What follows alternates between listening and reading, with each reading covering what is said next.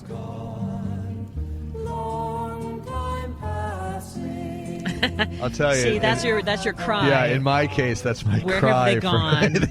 It's all, not you. It's everybody. They've it's all okay. passed away. No, they Eric Stromer, Cindy Dole here. This is Home Wizards in our new time, 8 to 10 in the morning. So mark it down and join us every Saturday because we have some fun figuring out ways to improve your home and improve your life, even if the flowers seem to die. Yes, they do. Or they just don't come back. So here's my tale of woe. I buy the orchid. Yep. The orchid dies in 2 days. It doesn't die. What am I doing? No. It is not dying. Is it dying? It just doesn't make it very long. It's sad. You're doing that thing again, Eric. You know what I mean? It just doesn't. I don't know. What am I doing? Why doesn't it work for me? What am I doing? So here's the thing. Why the brown thumb? Orchids, I love orchids. I love orchids, don't you? I know, and they always look so beautiful in your home. You go to a doctor's office, and I'm always saying, wait a minute, you bought those just last week. You're just cycling them out. You didn't. Yeah, that's what I assume. And they say, okay, we admit it. Yeah. So a lot of designers and doctors' offices and offices in general, people you see, they aren't really bringing those babies back to bloom again. No, they're not. But here's the trick, okay? Yeah. So first of all, orchids, they look so graceful, and they are. And they're so beautiful. And there's so many colors and different kinds. We have this new one that I bought at Trader Joe's. I always do. And it's called the slipper orchid, okay? And it basically has... Oh, that's the one with the little insert in it that looks like a tiny shoe, doesn't it?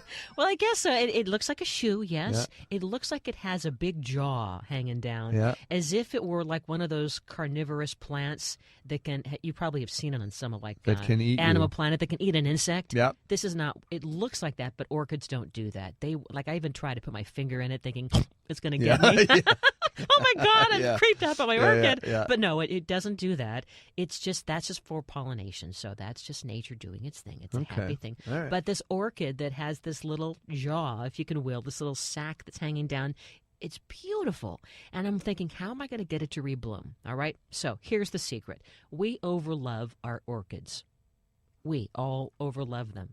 Oh, well, maybe you don't. No, I don't. I think you do. I probably do. You probably, it's mainly because we don't give them enough light, and it can mean the difference of literally moving it 5 inches. It needs to have the bright light, not necessarily direct sunlight, but we're talking indoor orchids, right?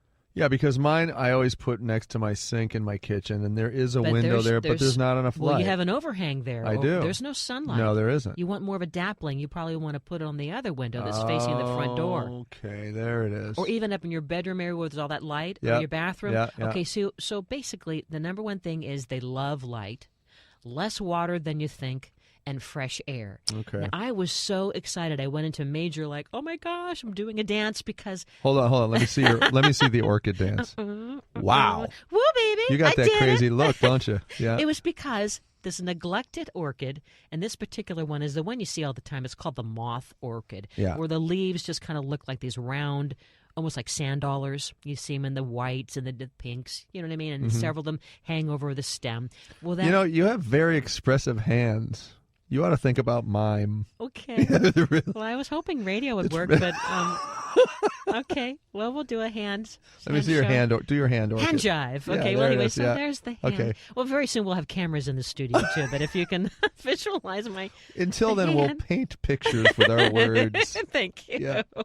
But this particular orchid, this moth orchid, I had put it out on the pool deck. Yeah. And it was part of when the kitchen remodel was going on. I had put it out there with our outdoor table, and it was in bright enough light and a lot of fresh air. And I wanted it from time to time, but I pretty much neglected it.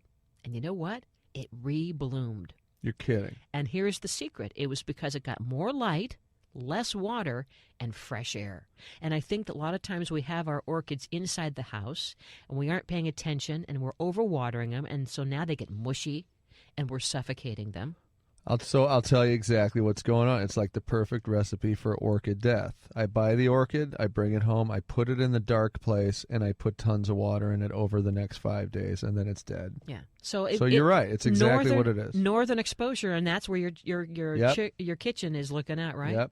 Yep. It's not sufficient. It's got to be the western, slightly shaded in the hottest month, and then the eastern exposure is going to work well too. And so if that window does have that windowsill, it's got a lot of shade, trees, it's not going to work. So what should I do then? Like a fern or something, or an indoor house No, plant? we're going to train you to get that orchid to rot. But I can't leave it there all the time. I'd have to move it and then bring it back to that spot by the kitchen window. That's what you're going to do. All right. We are going to get that orchid to bloom. Yes, you could put a fern over there, but that's a cop out. How about the lucky bamboo? Would that work in that window? We're going to. All right, we're talking about orchids. Jeez, I just want I want it like a disposable razor. You buy it, you put it there, it lives for a while, then Well, but you're going to love the orchid. You're going to feel so empowered. See, I have orchid envy when I come to your home, and yours are always looking. You're gonna.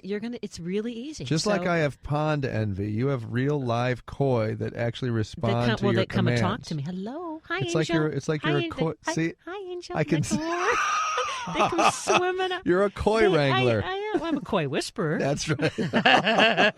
But back to the orchids. So you want the foliage, the green foliage, to look almost shiny and new. And by the way, a great place to get orchids is downtown in the Flower Mart. Have you been down there? That's on a the beautiful weekend? place, isn't it? So much fun. I love the smell. Get a good price, buy a bunch of them, and now you're going to say, I'm going to learn these things that we talked about on Home Wizards, and I'm going to keep these orchids blooming. So that's a great bunch of information. But again, remember, just moving your orchid just a foot, a few inches, is going to make a huge difference. Into the dappley sunlight. You're gonna do this, All okay? right. And then again, don't overmove them. You might need to do it gradually because, especially when it's summertime, if you move them into a brighter spot that's really kind of on the hot side, with the window, it could burn the leaves. I think I've burned them too. I think I've done everything here that you're not supposed to do. I do. Eric does these things. Okay, all right. So light is really going to be your solution. Now, you can even have artificial light. You can add like a grow light. You can have a little grow light, and people grow orchids in a basement. With the plant grow light. So think about that. Okay, question. Yes. Could I put a grow light in my over the sink light? Because I rarely turn it on. Why not? So if I had that on at night, try it. Maybe that would do it. We'd have on at nighttime, really?